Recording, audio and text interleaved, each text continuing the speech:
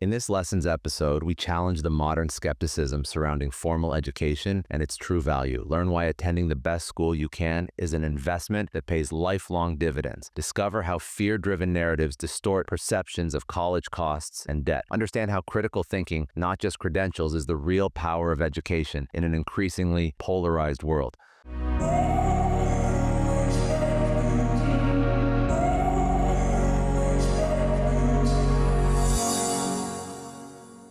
You know what I think we're doing? I think that we have we put this one entrepreneur that dropped out of school or university or college, we put that person on a pedestal, and then we're like, you know what? That's going to be us. And chances are, like, no offense, chances are that's not going to be most people. Now I think that I also believe that some school is overpriced. I believe that some school creates massive amounts of debt. I think formalized education is good for the right reasons, but I don't think that $100,000 per year is required. So you see what I mean? It's good if it could be a little bit. I'm Canadian, so I never paid $100,000 per year for college. That to me is like postgraduate stuff. If you wanted to go to law school or med school, fine. But for undergraduate, getting the basics down, it shouldn't be that expensive. So it's a tough balance you have to strike, because some people, I don't think it's smart to go into massive amounts of debt. But then what do you do?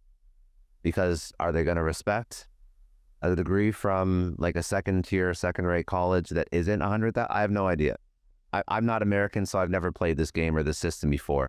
But I'm curious, if you were going to give advice to, say, your son or your daughter, what career path? And assuming that they don't have scholarships, where would you say they should go? What's the best outcome for debt versus network versus actual education, and all the other ancillary benefits that you do get when you're in a formalized educational setting? Simple answer. Achieve all you can achieve. Attend the finest school you can get into. Work your butt off to get into the best school that you can get, and then go. I don't care what it costs. Go to the finest education institution you can for as long as you can. Because what that will do for you is generate, and then it will be an investment. We're going to talk about that investment. I'm going to talk to you about it from a businessman's perspective, which very few people are looking at. But it is an investment that will pay dividends for the rest of your life. Now, let's talk about the cost. There's a lot of misinformation, and it's dangerous misinformation, because a kid like me would have listened to this and said, well, get it, I can't afford it. And besides, Peter Thiel is telling me I don't need to anyway. I can just go be an entrepreneur. And here's the analogy. It's like Michael Jordan saying, you don't go to college. I didn't. Just go be a basketball player. Look how much money you'll make. And some people will look at that and they'll strive for that, but 0.1% will succeed. And somebody in Silicon Valley can say the same thing. You don't need to just drop out of school. Just go be an entrepreneur. But do you have what it takes to be an entrepreneur? And if you don't have that base knowledge and you fail as an entrepreneur, just as if you may try to be a basketball player, if you fail, what do you have to fall back on? Then what? And that's the then what that people aren't taking into consideration, that I worry about so much. So my advice is work as hard as you can and get into the best school you possibly can. Okay, let's talk about the price.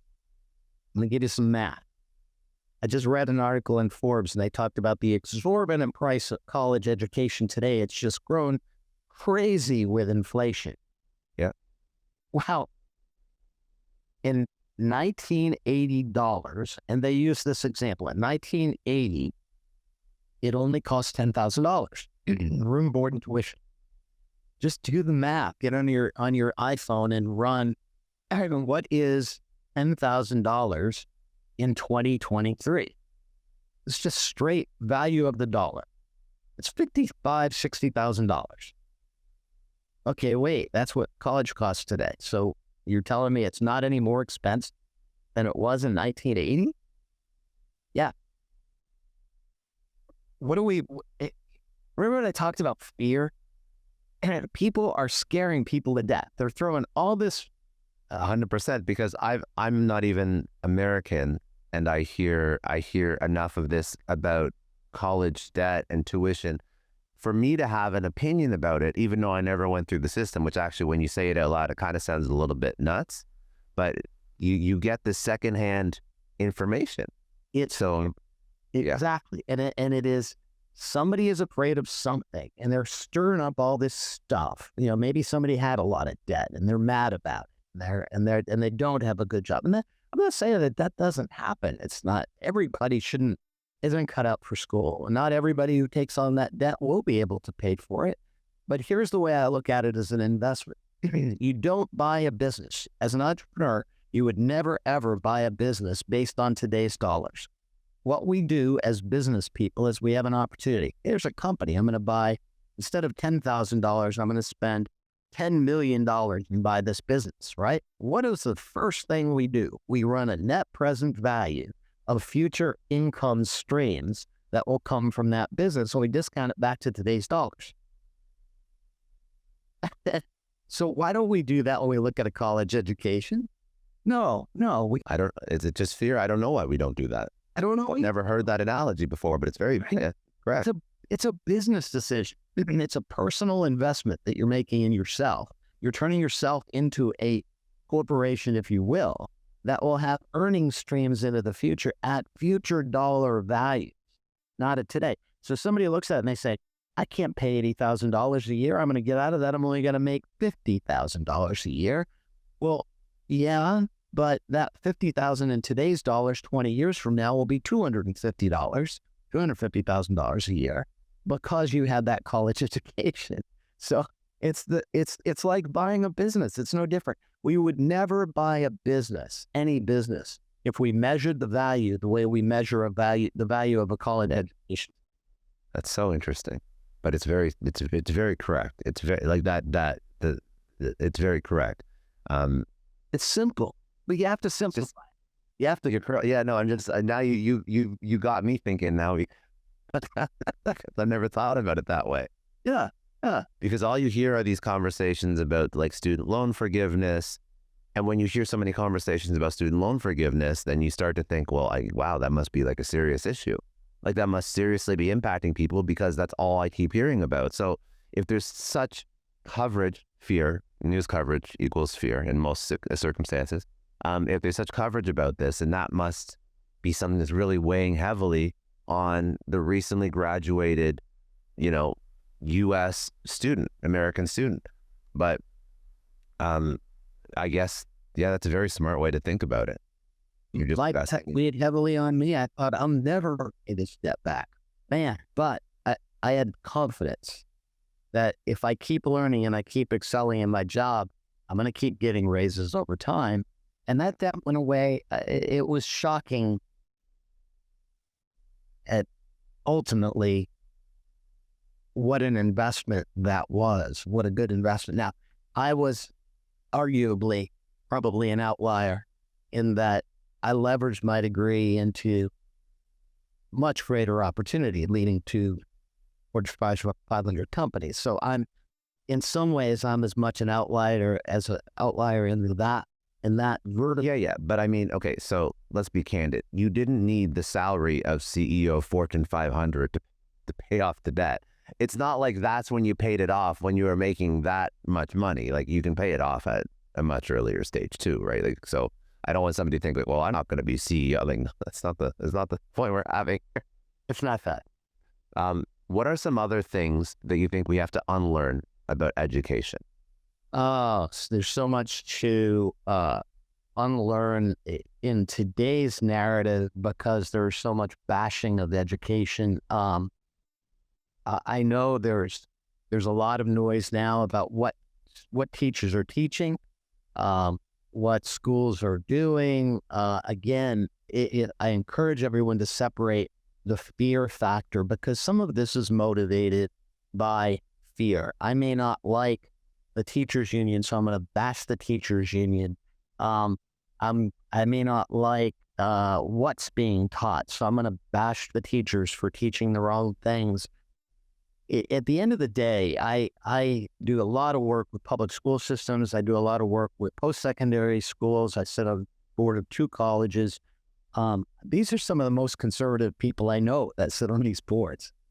And the idea that they would foster an environment, not just condone, but foster an environment to try to change the minds of young people is mind-boggling. I look at it and I say, what are we afraid of? I think we're teaching people how to think. And that's the idea. That is the idea. In teaching them how to think, we're going to cause them to question certain things. Yet when they question them, then we recoil from that and are afraid of what they're being taught. But that is the way that you should, that is the most useful thing, in my opinion, that I actually got from my formal education. It was critical thinking. Exactly. That's what I got from it. Yeah. Thank you. It's a whole chapter in my book. But if you think of where we are as a polarized society, we're encouraging critical thinking, right? In school. That's the idea. So think of this as a bell curve, and you've got the extremes on both ends of the bell curve. And both of those extremes, when you have true critical thinking, are going to recoil at what the response might be. It could be from the left or the right. They'll recoil from it and say, oh my gosh, what in the world are we teaching them? Well, we're teaching them to think. And that's what's often missing in this equation. So again, it just, comes back to this idea of what in the world are we afraid of? It's very interesting because I've noticed a trend with even young families, because I'm at that stage in my life where we have friends with kids, and growing up, homeschooling was like never even a thought. That wasn't a thing. But now I hear that more and more and more, that people want to homeschool because they're so scared of the education system.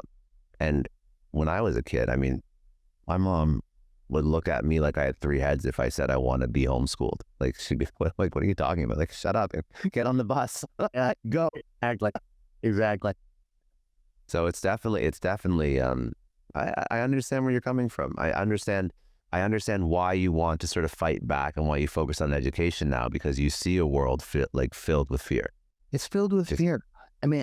Your example's a great one. I had an assistant I was interviewing, and we were talking about the book, and I said, a big part of your job is going to be this book called Education is Freedom. And she said, well, I hope it's okay that I didn't go to school. I said, yeah, it's everyone has a choice. As long as you're learning and able to do the job, I'm happy, but I hope you'll continue learning. And she said, oh no, I believe in education. I believe in it so much that I pulled my son out of high school. And I said, what? She said, yeah, I didn't like what they were teaching him. It was scaring me. They were teaching him crazy things. And I felt that he was being indoctrinated and et cetera, et cetera. And so I said, well, what's going to happen? And she said, well, I'm homeschooling him. I said, okay, but is he going to be able to get into college? And she said, no, he didn't really care about college. Okay, is he getting to play sports? Homeschooling him, he's going to miss out on football and baseball and things like that. It's just, well, yeah, but there's a trade-off. And it was, for me, really hard to hear, because I think about that young person and what they'll miss, what the opportunity they'll miss, because they lack that, the collaboration that they'll get, the community that they'll get in that school environment. And it was triggered purely out of fear, sadly. Thanks for tuning in. If you found this valuable, don't forget to hit that subscribe button so you never miss an episode. And if you want to dive deeper into this conversation, check out the links in the description to watch the full episode. See you in the next one.